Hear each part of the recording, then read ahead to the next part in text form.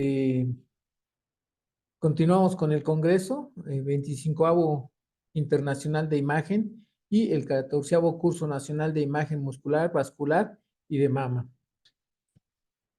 Hoy continúo con la presentación de anatomía de órbita y patología en imagen seccional. El objetivo de esta charla es precisamente recordar un poco de anatomía de la órbita, conocer sus compartimientos para conocer las lesiones que se encuentran en cada uno de ellos de manera frecuente y precisamente ver esa patología en sus diferentes compartimientos, conociendo sus características tanto tomográficamente como por resonancia magnética. Realmente para el estudio de la órbita en imagen hay que conocer la anatomía ósea y sus estructuras que la componen internamente, ya que la imagen seccional es verdaderamente similar a los esquemas anatómicos que nos representan los libros. La órbita realmente son dos cavidades en forma de pirámide cuadrangular que se sitúa a ambos lados de la línea media. Realmente los componentes óseos de la órbita son 7. Generalmente tenemos al hueso frontal, cigomático, palatino, esfenoidal, lagrimal, maxilar y etmoidal. Y precisamente es conocer esas estructuras óseas para ver qué de ellas, que generalmente lo conforman sus diferentes paredes. En este caso, la pared superior generalmente está compuesta por el hueso frontal y el ala menor del esfenoides. Su pared medial la conforman el hueso maxilar superior, el hueso lagrimal, el etmoides y el ala menor del esfenoides. Su pared inferior generalmente está compuesta por el hueso maxilar superior, el hueso palatino y el cigomático, y generalmente la pared lateral lo conforma el ala mayor del esfenoides y el hueso cigomático. Sabemos que internamente tiene 3 orificios. Uno de ellos, el principal, el conducto óptico, ¿verdad?, donde discurre la arteria oftálmica, el nervio óptico, y sabemos que tiene una comunicación en la órbita con la fosa craneal media a través de este hueso del ala mayor del esfenoides menor. Otra orificio internamente tenemos la hendidura orbitaria superior, donde precisamente pasan las arterias, las venas oftálmicas, son las venas oftálmicas superior e inferior, y tenemos los pares craneales, el tercero, el cuarto, la rama B1 y precisamente el sexto par craneal que atraviesan esta hendidura o fisura. Otra fisura que está ahí adyacente caudalmente, tenemos a la hendidura orbitaria inferior, que verdaderamente comunica con la órbita y la fosa pterigopalatina, también con la fosa infratemporal. También discurre un nervio que es el cigomático y existe una comunicación entre la vena oftálmica inferior con el plexo venoso pterigoideo. La órbita tiene un componente de tejidos blandos que es precisamente el globo ocular, y este globo ocular generalmente tiene 3 capas o 3 paredes, que es la esclerótica, el tracto uvial y la retina. Este tracto uvial generalmente tiene la coroides, el cuerpo ciliar y el iris, y sabemos que está el cristalino, que aproximadamente tiene un diámetro de 1 centímetro, y precisamente este cristalino divide al globo ocular en un segmento anterior que lo componen la córnea e iris, y un segmento posterior que precisamente está compuesto por el humor acuoso o humor vítreo. El iris precisamente también, generalmente subyacente o adyacente al cristalino, va a dividir en 2 cámaras, una cámara anterior y una cámara posterior. Aquí lo estamos viendo el iris, que nos está dividiendo esa cámara anterior con la cámara posterior en esa región.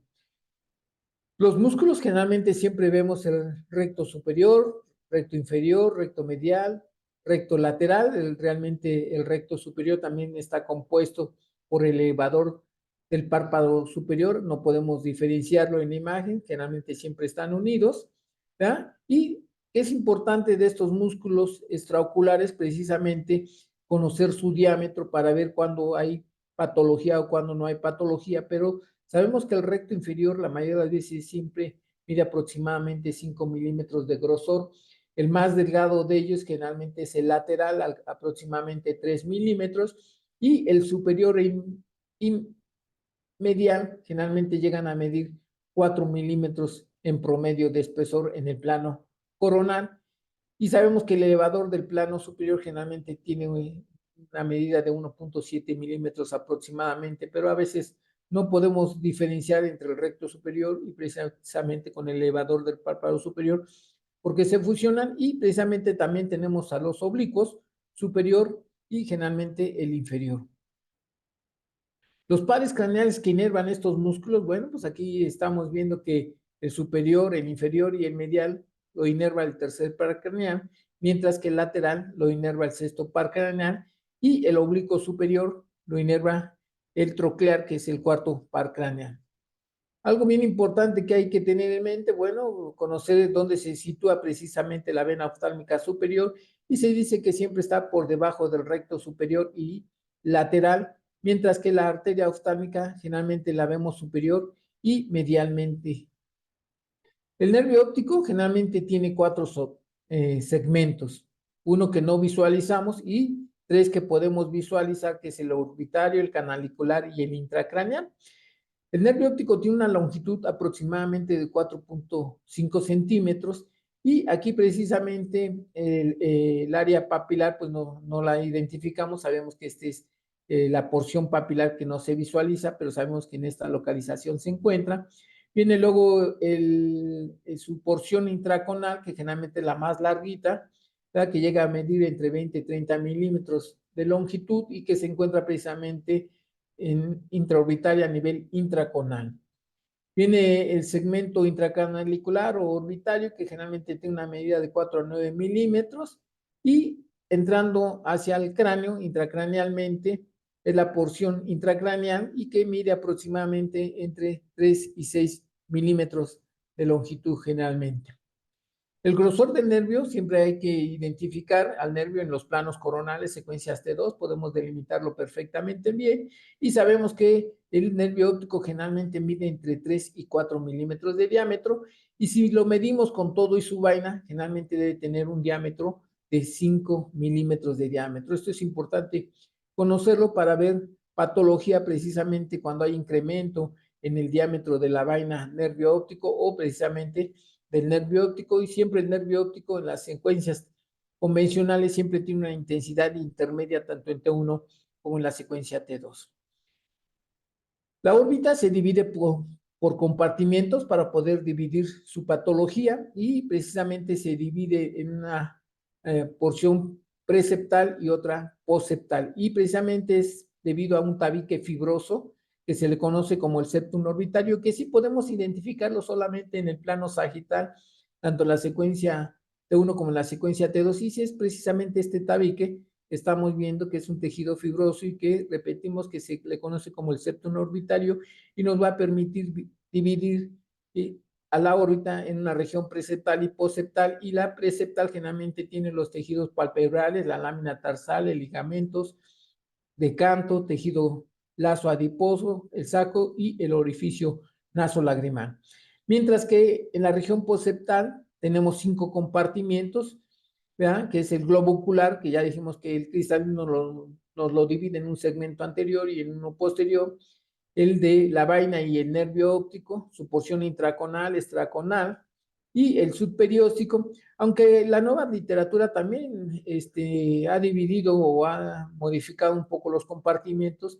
Bueno, yo comparto estos compartimientos porque de una u otra forma en diferentes literaturas se han modificado, pero yo sigo con estos 5 compartimientos generalmente. Realmente la tomografía computada y la resonancia magnética son 2 modalidades más utilizadas para la imagen de la órbita, y cada una de ellas tiene ventajas y desventajas. Pero yo siempre he dicho que ambas son útiles de manera auxiliar. Una puede auxiliarnos a otra o viceversa. La TAT es una técnica de lesión para el detalle óseo. Detecta calcificaciones y cuerpos extraños. Ahora se ha vuelto multiplanar gracias a los tomógrafos multidetectores. Nos permite ver el continente, que es precisamente todas las estructuras óseas, pero la desventaja pues siempre será la radiación. Mientras que la resonancia magnética, realmente muy útil, ¿verdad?, en ocasiones comparativamente con la tomografía, ya que no tiene efectos secundarios biológicos conocidos, también es multiplanar y con mejor detalle de contraste y mejor caracterización de los diferentes tejidos en las diferentes secuencias. Actualmente en los nuevos equipos ya tenemos tiempos mínimos de adquisición, ¿verdad? Se pueden obtener cortes sagitales, oblicuos y precisamente dirigidos al nervio óptico. Sin embargo, ahora con las secuencias 3D, ¿verdad? Podemos utilizar y principalmente con supresión grasa, porque realmente la órbita hay que estudiarla con secuencias convencionales, supresión grasa y contrastada con supresión grasa, para darnos mejor detalle, mejor resolución de imagen, pero bueno, cada institución elige su protocolo, no voy a intervenir en sus protocolos, pero realmente las secuencias 3D también nos ayuda mucho para hacerlo multiplanar y adquirir o en tiempos cortos y ahorrar tiempo en su exploración de la región orbitaria. Realmente la patología orbitaria la tenemos traumática, congénita, tumoral e inflamatoria, y precisamente quiero empezar con la inflamatoria, que es precisamente frecuentemente esta patología, que es la celulitis periorbitaria.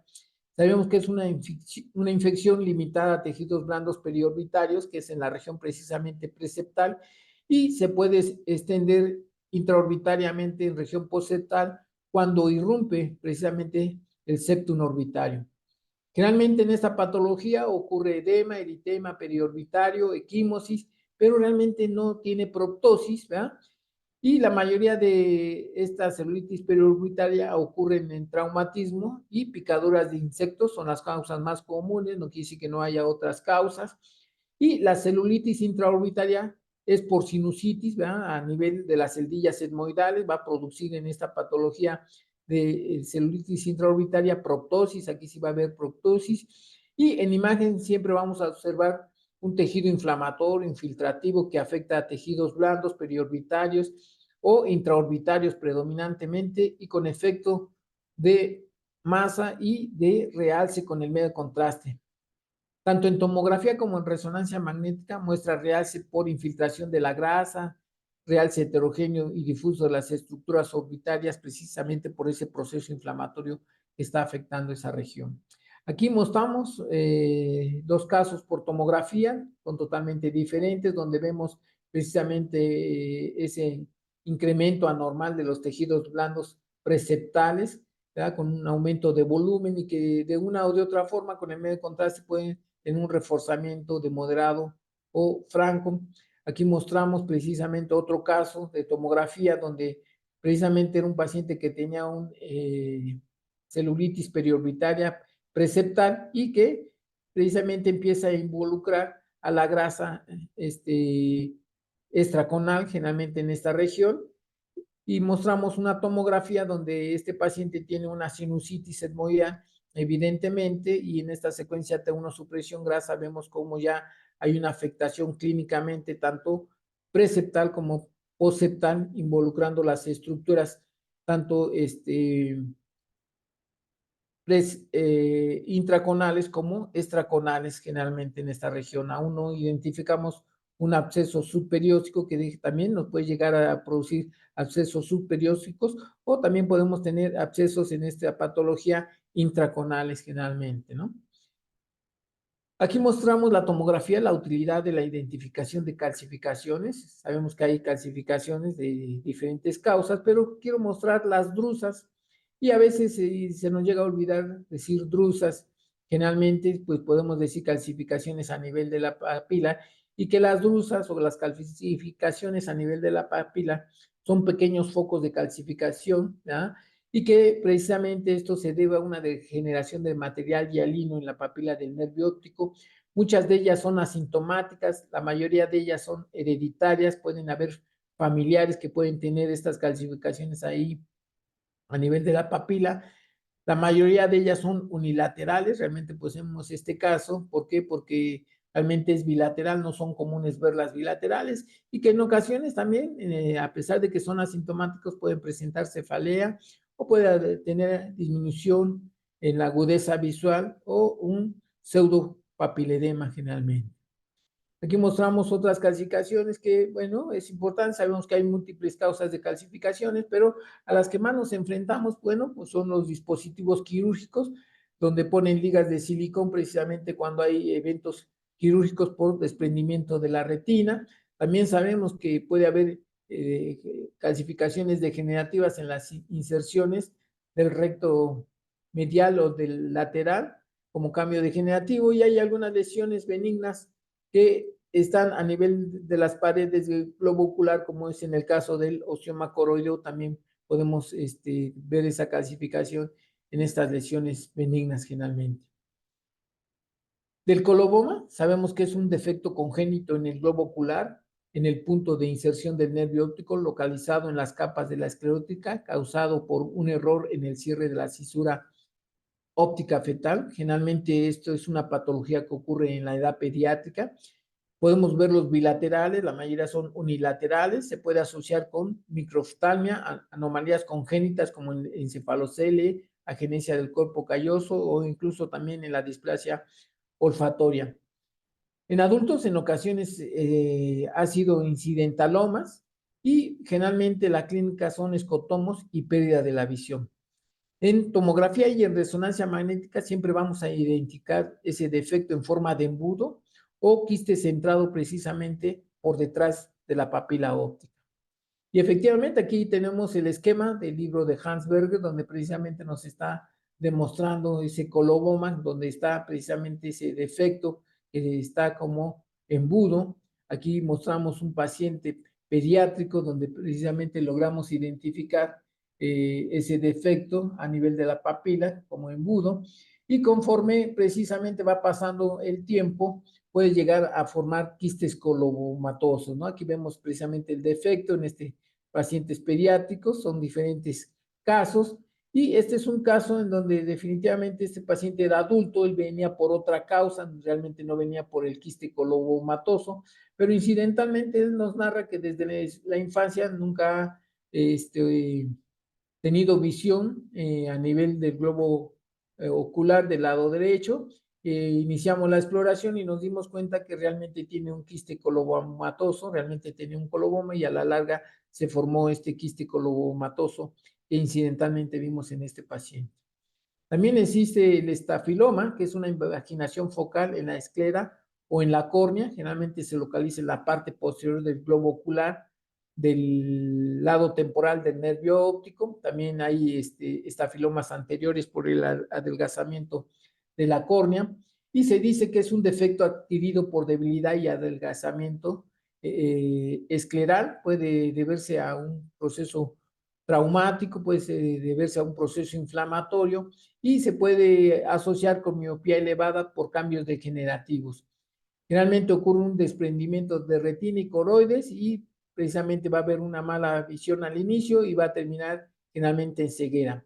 En tomografía siempre vamos a ver un aumento de tamaño anteroposterior del globo ocular, la protrusión focal posterior y el verdaderamente el adelgazamiento de la uvea esclerótica.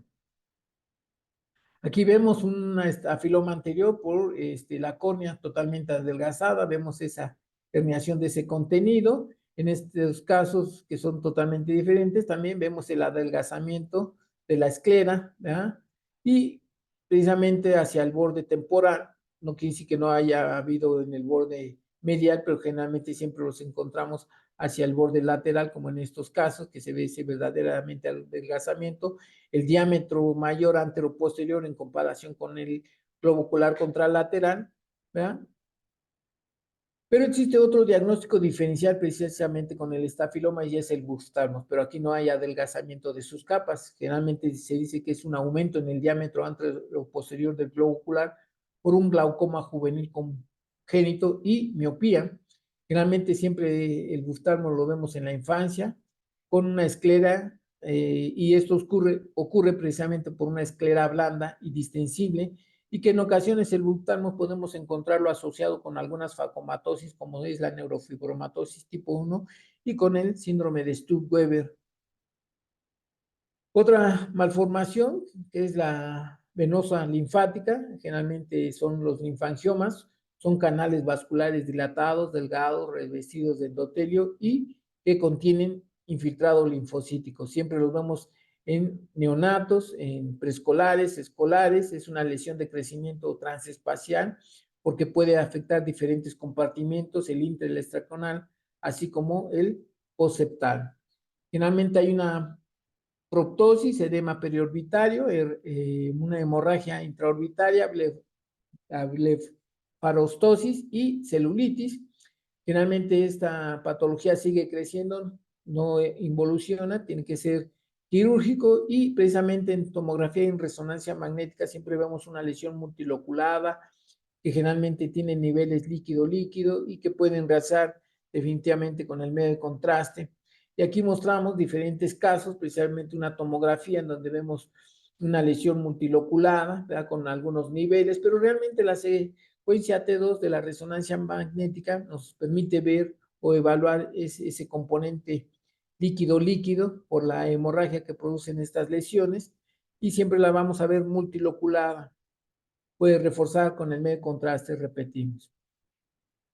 Hablamos del retinoblastoma, sabemos que es el tumor frecuente en la infancia, ¿verdad? Esto generalmente ocurre entre los 3 a los 5 años aproximadamente. Siempre vamos a tener esa leucocoria o pupila blanca, pero no es patognomónica de los retinoblastomas, porque también se puede ver en otras patologías. Generalmente este tumor se origina de la retina en las células fotorreceptoras primitivas o en la neurona retiniana. Generalmente ocurre de manera bilateral, aunque también podemos verla unilateral en un 25%, y siempre en la tomografía, en estos pequeños, vamos a ver calcificaciones a nivel del globo ocular, a la altura del humor vítreo. Realmente la resonancia magnética nos sirve para delimitar extensión extraocular, y sabemos que también existe el retinoblastoma trilateral y el retinoblastoma cuadrilateral. Y generalmente el trilateral es cuando haya una afectación bilateral de ambas regiones orbitarias y con una tumoración a nivel de la región pineal. Y generalmente el tumor que siempre acompaña al retinoblastoma es precisamente el pineoblastoma. Y también podemos tener esa patología cuadrilateral cuando afecta precisamente a las dos órbitas, la región pineal y precisamente la región supracelular o de manera paracelular. Aquí vemos un caso de un pequeño pediátrico en donde se le realiza una tomografía porque tiene pupila blanca, leucocoria, se ve la calcificación, ¿verdad? Y aquí la vemos precisamente y estamos seguros que a la administración del medio de contraste, pues esta va a realzar con el medio de contraste. Aquí vemos otro paciente también pediátrico donde vemos en la tomografía unas lesiones nodulares a nivel de la región vítrea y precisamente vemos calcificaciones en ambos globos oculares. Tiene una intensidad intermedia tanto en el T1 y T2, metemos el medio de contraste y realmente está realzando las dos lesiones bilaterales de esa región. Aquí mostramos un caso de un retinoblastoma trilateral que de una u otra forma tenemos una pequeña lesión anormal en este globo ocular de este paciente pequeño. Vemos que tiene una intensidad intermedia, con el medio de contraste está realzando y vemos que también tiene una tumoración en la región pineal y sabemos que estos tumores generalmente es el pineoblastoma. Y cuando decimos que es cuadrilateral, bueno, pues también hay otro tumor de tipo pineoblastoma, perdón, también en la región supracelular. También la leucocoria puede estar presente en la persistencia del vítreo primario hiperplásico, también generalmente es patología pediátrica, generalmente lo vemos en niños preescolares, neonatos, escolares, y generalmente es la persistencia del vítreo vascular primario.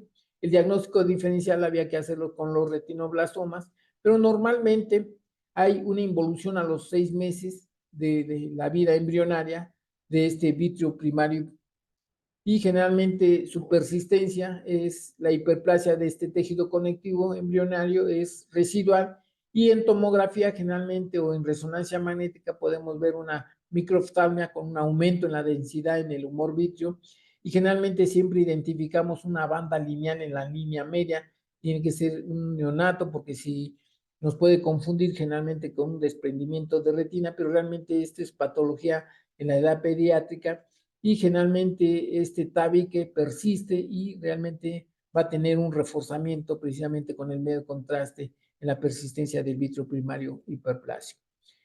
Esta patología generalmente la vemos en gente de edad avanzada, que es el melanoma coroideo, es un tumor maligno del tracto uveal, generalmente se localiza el 90% en la coroides, generalmente ocurre por arriba de los 50, 60 años, es asintomática, empieza con una disminución de la agudeza visual y alteraciones en el campo visual.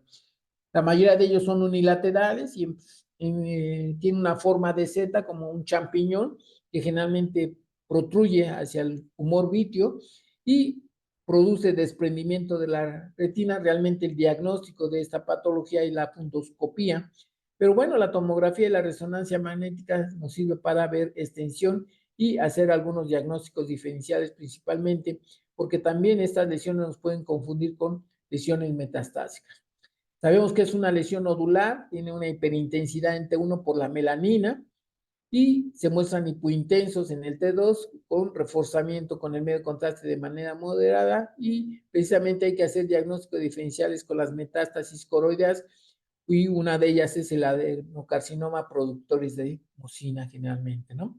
Aquí mostramos un melanoma donde en el ultrasonido identificamos una lesión totalmente nodular a nivel de la región vítrea, y que en la resonancia magnética podemos precisar que realmente se ve hiperintensa en el T1 y que va a mostrar generalmente un reforzamiento moderado con el medio de contraste.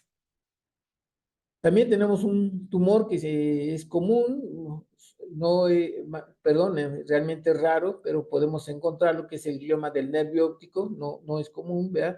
Pero cuando se encuentra, generalmente lo vemos en las edades pediátricas, no quiere decir que no lo veamos en adultos jóvenes, ¿verdad? Y dicen que constituyen el 80% de los tumores primarios del nervio óptico. Generalmente afecta a los niños entre los 5 y los 10 años, ¿verdad? Y puede ser unilateral o bilateral y generalmente el inicio de la patología es una disminución de la visión en el ojo afectado con mínima proptosis generalmente. Un tercio de los pacientes tienen neurofibromatosis tipo 1, dicen en la literatura que esos pacientes el 10 o el 15, aunque otros dicen que el 20% puede estar asociados el glioma del nervio óptico con la neurofibromatosis tipo 1. Realmente sabemos que es un astrocitoma de bajo grado, es de tipo pilocítico y generalmente la resonancia, la tomografía nos va a permitir ver el aumento del tamaño, ¿verdad? De una forma tubular o también podemos encontrarla excrescente o fusiforme, pero dicen que la mayoría de las veces es tubular. Siempre su comportamiento en resonancia magnética va a ser iso hipointenso en T1, hiperintenso en T2 y siempre va a haber un reforzamiento con el medio de contraste de estas lesiones generalmente. Y la imagen seccional precisamente nos permite ver la extensión de la afectación de la vía óptica. Aquí vemos un glioma del nervio óptico en un paciente donde vemos verdaderamente incremento en el diámetro del nervio óptico, ¿verdad? Con una iso hipointensidad en las secuencias T1, una franca hiperintensidad en las secuencias T2, y que en la administración del medio de contraste, pues generalmente va a reforzar, y aquí nos damos cuenta que la afectación es bilateral y que también está afectando precisamente al quiasma óptico. Aquí vemos otro paciente joven, 27 años, ¿verdad? Una ISO o una hipointensidad del nervio óptico obteniéndose en un plano sagital oblicuo y precisamente en las secuencias T2 lo vemos francamente hiperintenso y que está modificando precisamente con el medio de contraste. Este es un paciente pediátrico en donde hay una afectación bilateral. Aquí vemos un engrosamiento anormal en tomografía y en la resonancia magnética y vemos cómo está reforzando ambos nervios ópticos de manera normal, también con el crecimiento en su diámetro anormal. Otro paciente pediátrico, en donde también vemos la afectación de ambos nervios ópticos, pero también está involucrando al quiasma óptico y se está extendiendo hacia la vía óptica. Aquí vemos la resonancia magnética del paciente con la afectación del quiasma óptico y la extensión hacia la vía óptica de manera bilateral. El pseudotumor inflamatorio idiopático orbitario es una causa frecuente en las pseudolesiones orbitarias del adulto. Generalmente siempre va a haber una oftalmoplegia unilateral, hay proptosis y equimosis. Se puede asociar a la granulomatosis de Wegener, a la mediastinitis, a la colangitis y a la tiroiditis. Generalmente sabemos que anatomopatológicamente es un infiltrado linfocitario. y una respuesta rápida a esteroides. Lo podemos encontrar de manera focal, de manera difusa. Cuando afecta de manera focal, afecta a un músculo.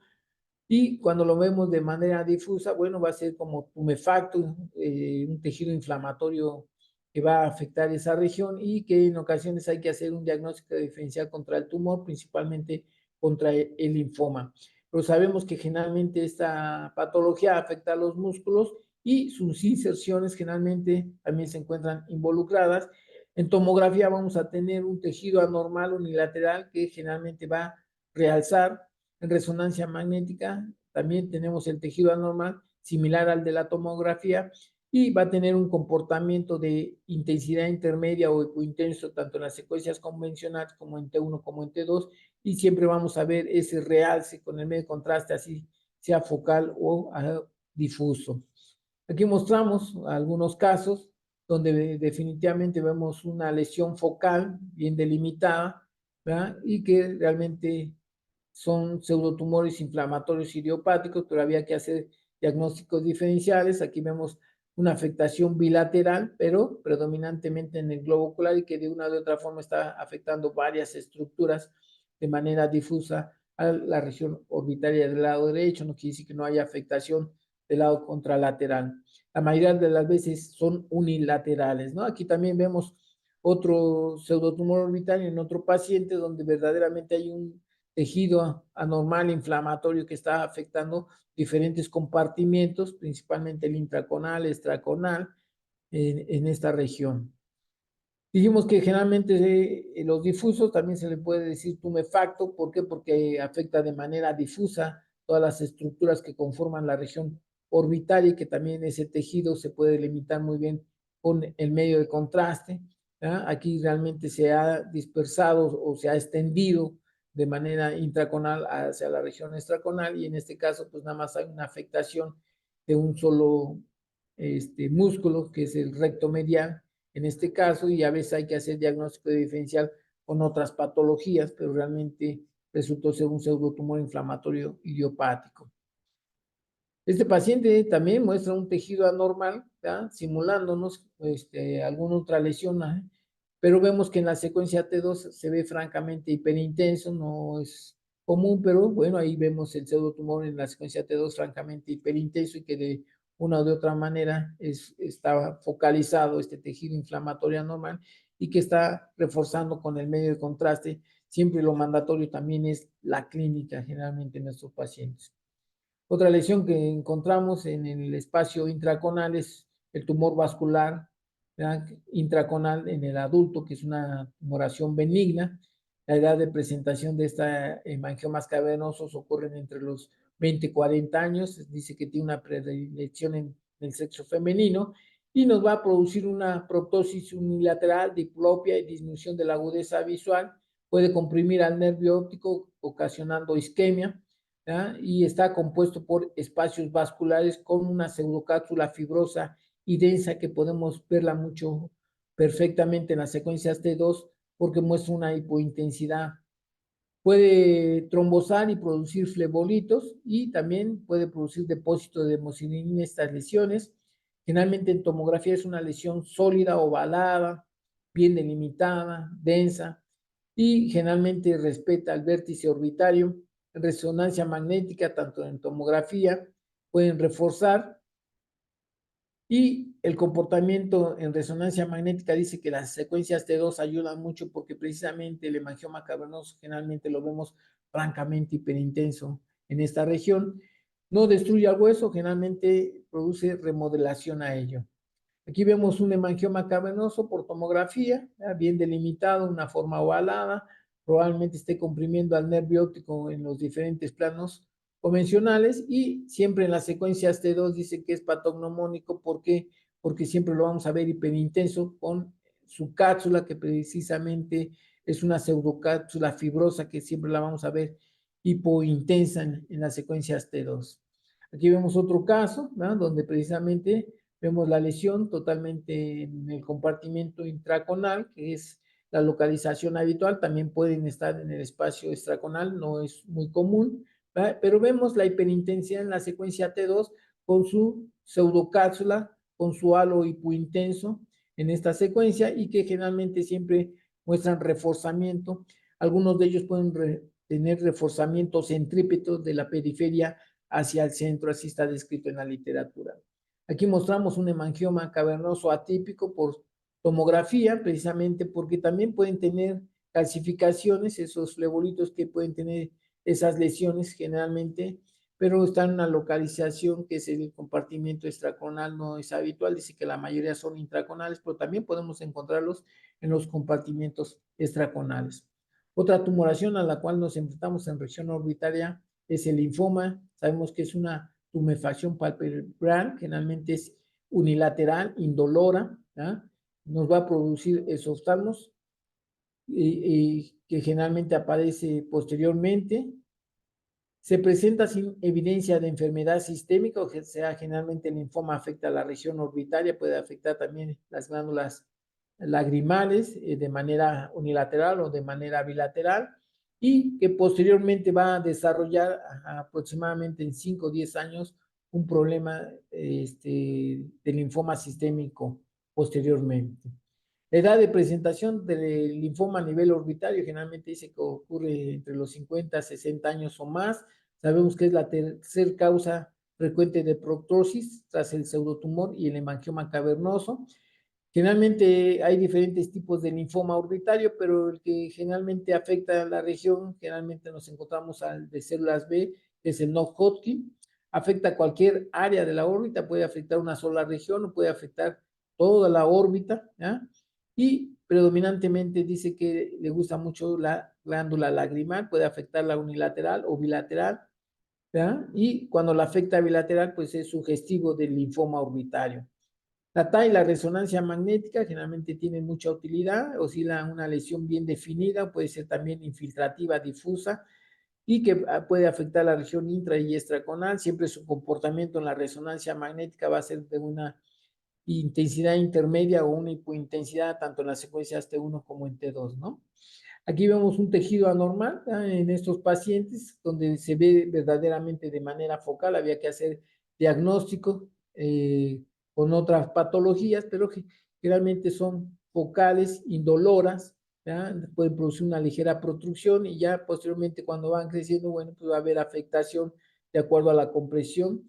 Aquí vemos el linfoma de manera difusa que se va extendiendo a través de los diferentes compartimentos, principalmente intracoronal, extraconal, generalmente, y puede llegar en ocasiones a afectar al globo ocular generalmente. Aquí tenemos otros casos totalmente diferentes. Aquí vemos un caso aquí en la diapositiva, en la parte inferior, como hay afectación de un tejido anormal que ya ha involucrado a ambas glándulas lagrimales, pero también hay afectación intraconal, hay afectación extraconal, está reforzando con el medio contraste.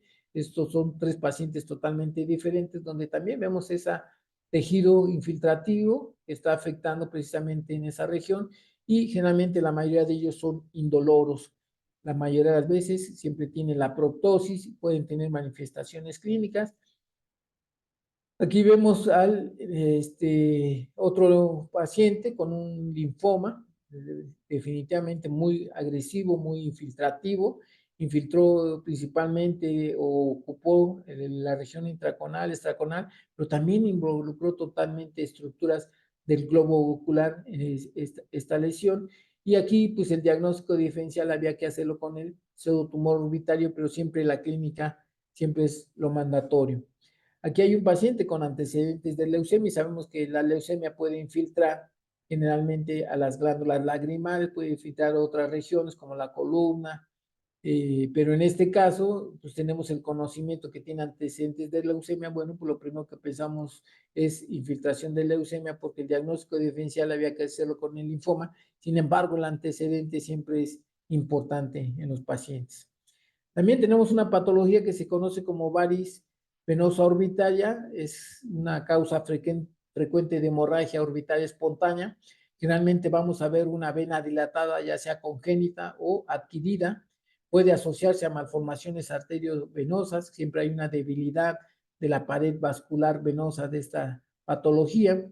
En tomografía se puede ver una variz con una estructura intraconal, lobulada que refuerza intensamente con el medio de contraste y que a la maniobra de Valsalva puede incrementar de tamaño. También se acompaña con flebollitos. Y en resonancia magnética son estructuras vasculares que en la secuencia T2 las vamos a ver con ese vacío de señal cuando tienen un flujo alto, pero cuando tienen un flujo bajo, bueno, podemos verlas hiperintensas o de intensidad intermedia, pero realzan generalmente con el medio de contraste. Aquí mostramos 3 pacientes donde el paciente tiene manifestaciones clínicas en el globo ocular izquierdo, no se ve nada.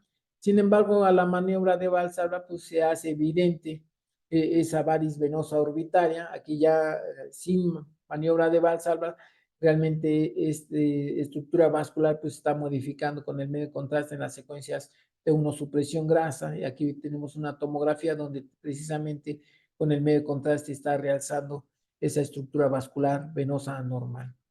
La oftalmoplegia tiroidea es generalmente en el paratiroidismo, siempre vemos ese oftalmos indoloro y progresivo. La edad de presentación generalmente es entre los 40 y 50 años, tiene un predominio en las mujercitas, no quiere decir que no haya en los varones. Y sabemos que anatomopatológicamente se observan mucopolisacáridos, linfocitos y células plasmáticas. Generalmente siempre hay un aumento de los músculos extraoculares, ¿verdad? Y siempre esta patología va a respetar las inserciones tendinosas.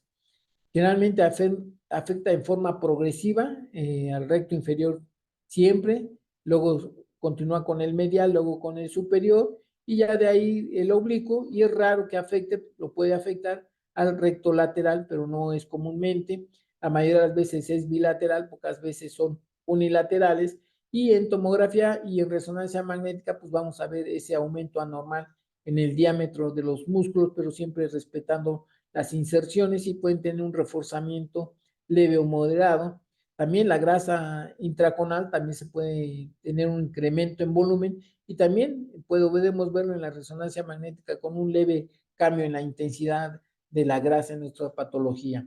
Aquí vemos pacientes, verdaderamente son 2 casos diferentes en la tomografía, donde vemos precisamente el esoftalmos de manera bilateral, y precisamente vemos cómo los músculos extraoculares tienen un aumento en su diámetro que no es normal. Por eso es precisamente conocer el diámetro, ¿verdad? Y dijimos que generalmente el recto inferior 5 milímetros, mientras que aproximadamente entre 3 y 4 milímetros el recto superior y medial, y generalmente 3 milímetros de grosor en promedio el lateral generalmente. Aquí vemos otra paciente con una oftalmoplegia tiroidea donde verdaderamente se ve un incremento totalmente anormal de los músculos extraoculares, principalmente el recto inferior, el medial y el superior. Está preservando el lateral, pocas veces lo afecta, ¿verdad? En ocasiones, pero generalmente son el recto inferior, el medial y el superior que generalmente están afectados. Otra lesión benigna que encontramos en región orbitaria es precisamente el meningioma. Sabemos que esta lesión se origina de células meningoteliales del aracnoides, es la segunda lesión neoplásica primaria del complejo nervio óptico vaina. Generalmente afecta a las mujercitas, no quiere decir que no afecte a los varones. Generalmente la edad de presentación ocurre entre los 30 y 60 años. Generalmente ocurre pérdida de la visión progresiva durante meses. Por tomografía también tiene un comportamiento isodenso, puede tener calcificaciones adyacentes y generalmente envuelve al nervio óptico, y con el medio de contraste puede tener un realce de moderado a intenso. Realmente también la resonancia magnética nos ayuda a identificar estas lesiones, ¿verdad? Precisamente, y generalmente vemos en estas imágenes de resonancia como la lesión envuelve al nervio óptico. Aquí vemos una tomografía de un paciente con un meningioma. Precisamente vemos ahí al nervio óptico en medio de ese tejido anormal que es muy característico precisamente de los meningiomas. También puede tener sus calcificaciones ahí adyacentes que en ocasiones también lo acompaña. Aquí vemos otro meningioma con resonancia magnética en una secuencia T1 con supresión grasa, en donde vemos realmente marcadamente el realce de este meningioma y cómo discurre el nervio óptico a través de esa lesión de manera central o internamente. La neuritis óptica es una inflamación o desmielinización del nervio óptico. Sabemos que hay una disminución de la agudeza visual, defectos en el campo visual, que ocurren durante días u horas. Puede presentar dolor al movimiento ocular o incluso sensibilidad al presionar al globo. La neuritis óptica puede ser esporádica o anunciadora de una esclerosis múltiple. El 50% de estos pacientes tienen neuritis óptica idiopática, el cual a veces no se conoce la causa, pero también hay que descartar neuromielitis óptica o el TEDMO, que anteriormente se conocía como enfermedad de DeVille. Otras causas menos frecuentes puede ocurrir una neuritis pseudotumoral, también puede tener sarcoidosis, un problema por radioterapia, vírica, sifilítica o tuberculosa generalmente. La resonancia magnética siempre tiene utilidad más que la tomografía. Sabemos que el nervio óptico tiene un tamaño normal de 3 a 4 milímetros. Generalmente en la neuritis óptica se incrementa el tamaño, ¿verdad? Puede alcanzar a medir 5 o 6 milímetros aproximadamente, y siempre en las secuencias T2 vamos a ver una franca hiperintensidad anormal y que verdaderamente va a modificar con el medio de contraste, y siempre las secuencias T1 supresión grasa nos permite a evaluar bien el contraste en esta secuencia para ver el proceso inflamatorio de estos nervios. No quiere decir que el T1 convencional no nos ayude, pero sí el T1 supresión grasa nos demarca bien el contraste en esta patología. Y cuando vemos neuritis óptica, bueno, pues hay que precisamente buscar placas desmielinizantes para ver o descartar si se trata de una esclerosis múltiple. Aquí tenemos dos pacientes donde precisamente aquí vemos una hiperintensidad, un diámetro totalmente anormal de ambos nervios ópticos, ¿verdad? Utilizamos la supresión grasa precisamente para ver esa hiperintensidad normal. Aquí nada más en el T1 convencional con supresión grasa, bueno, podemos medir el diámetro, ver la morfología de ese nervios ópticos, pero la administración del medio de contraste, ambos nervios ópticos generalmente están mostrando reforzamiento de manera comparativa con el T1 convencional. Siempre es bueno utilizar secuencias T1 supresión grasa, y aquí mostramos otro, este paciente era un TEDMO, lo que se conocía antes como enfermedad de DeVille, y aquí trato de demostrar otro paciente que también tenía una enfermedad de DeVille o TEDMO, en donde ya los nervios ópticos se muestran disminuidos de tamaño, ¿verdad? Miden por debajo de 3 milímetros ambos, predominantemente el derecho, y esto pues ya se conoce como una atrofia de la neuritis óptica, que a final de cuentas son secuelas de la neuritis óptica. Este paciente tenía enfermedad de DeVille o TEDMO, en donde estaba afectado los nervios ópticos, y precisamente también le causó una verdadera atrofia a todo el cordón medular, tanto en su porción cervical como en la porción, en la médula dorsal alta generalmente, ¿no?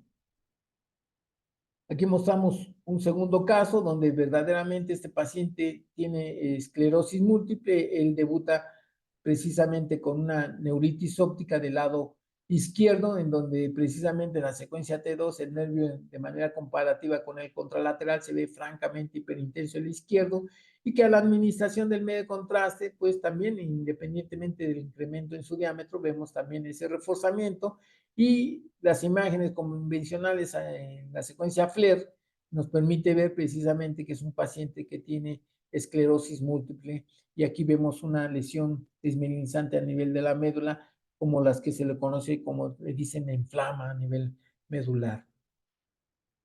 Dentro de las patologías también tenemos la tisis bulbi, ¿verdad?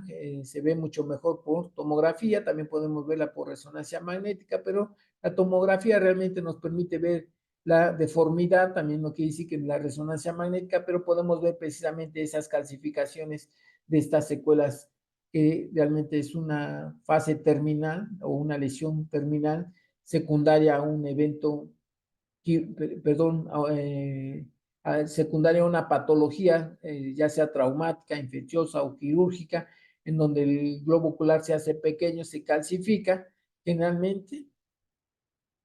Y aquí lo vemos por resonancia magnética, como también tenemos una tisis bulbis, realmente nos lo permite ver mucho mejor, o nos lo permite caracterizar mucho mejor la tomografía, ver esas calcificaciones, ¿verdad? En la fase terminal del globo ocular cuando ocurrió un trauma, una infección o un evento quirúrgico. También tenemos la fístula carótido cavernosa, ¿verdad? Es una comunicación anormal, espontánea o traumática, ¿verdad? La causa generalmente es una comunicación entre la arteria carótida cavernosa con el seno cavernoso. Muchas veces vemos una patología donde hay proptosis, esoftalmos pulsátil, ¿verdad? La esclera generalmente se ve rojiza, generalmente hay una pérdida de la visión y en tomografía y resonancia magnética vamos a ver esa dilatación de la vena oftálmica, pero también vamos a ver el aumento en el diámetro tanto del tamaño del seno cavernoso afectado y la resonancia magnética, generalmente en la secuencia T2, podemos ver ese vacío de señal del seno cavernoso incrementado en tamaño y que si administramos el medio de contraste, pues va a modificar generalmente. Puede haber idiopáticas, sí, sí puede haber idiopáticas, pero la mayoría son traumáticas. Algunas lo clasifican como de bajo flujo, alto flujo, pero aquí vemos en esta tomografía, vemos un seno cavernoso comparado con el lado izquierdo, está aumentado, con el medio de contraste está reforzando y nos permite ver esa vena oftálmica superior francamente dilatada. Lo mismo ocurre en resonancia magnética, pero la caracterizamos mucho mejor. Aquí vemos la secuencia T2 en este plano coronal, donde precisamente comparando el seno cavernoso con el contralateral, que es el afectado del lado derecho, se ve francamente aumentado en su diámetro con ese vacío de señal. Vemos la vena oftálmica francamente dilatada, vemos la dilatación de la proptosis. Aquí el tiempo de vuelo, el time of flight, vemos precisamente la vascularidad o la comunicación de la carótida interna con el seno cavernoso, la dilatación de la vena, ¿verdad? Y que aquí las secuencias convencionales T1 vemos ese vacío de señal que también nos hace sospechar de un vaso totalmente anormal. Por último, vamos a hablar del acceso subperióstico, ¿verdad? Que generalmente es ocurrida por una sinusitis etmoidal, ¿verdad? Generalmente vemos accesos subperiósticos en esta patología, no quiere decir que sea la única, ¿verdad? Sabemos que el absceso orbitario es indicativo de una intervención quirúrgica cuando solamente hay compromiso con el nervio óptico, muchas veces utilizan fármacos para contener la infección, pero cuando empieza a haber un involucro rápidamente del nervio óptico, pues debe ser definitivamente quirúrgico. Generalmente siempre están adyacentes a las celdillas etmoidales, vemos el proceso infeccioso y cuando vemos el involucro del nervio óptico puede producir ceguera precisamente por compresión, puede haber una periostitiis y posteriormente puede evolucionar, perdón, a un flemón, ¿verdad? Aquí vemos la representación esquemática de un proceso inflamatorio en este esquema a nivel de las celdillas etmoidales y que de una de otra forma pues ya se extendió al espacio extraconal y vemos aquí precisamente una colección ahí adyacente en el espacio subperióstico, son dos pacientes totalmente diferentes y que con el medio de contraste pues vamos a ver el reforzamiento de estas colecciones que generalmente están asociadas, la mayoría de ellos por sinusitis etmoidal. Como conclusión, podemos decir que la tomografía y la resonancia magnética son los mejores métodos de imagen para la patología orbitaria. Sugerimos siempre inicialmente la tomografía como primer método de elección y la resonancia magnética en algunos casos específicos como la neuritis óptica, la sarcoidosis, el tolosajón, metástasis, incluso también para ver la extensión del glioma óptico principalmente. Varias enfermedades son similares en imagen, sin embargo, los antecedentes clínicos y el laboratorio también nos ayudan mucho y también el ultrasonido convencional como un método auxiliar hay que tenerlo también en mente como un método alternativo. Realmente les doy gracias por su atención.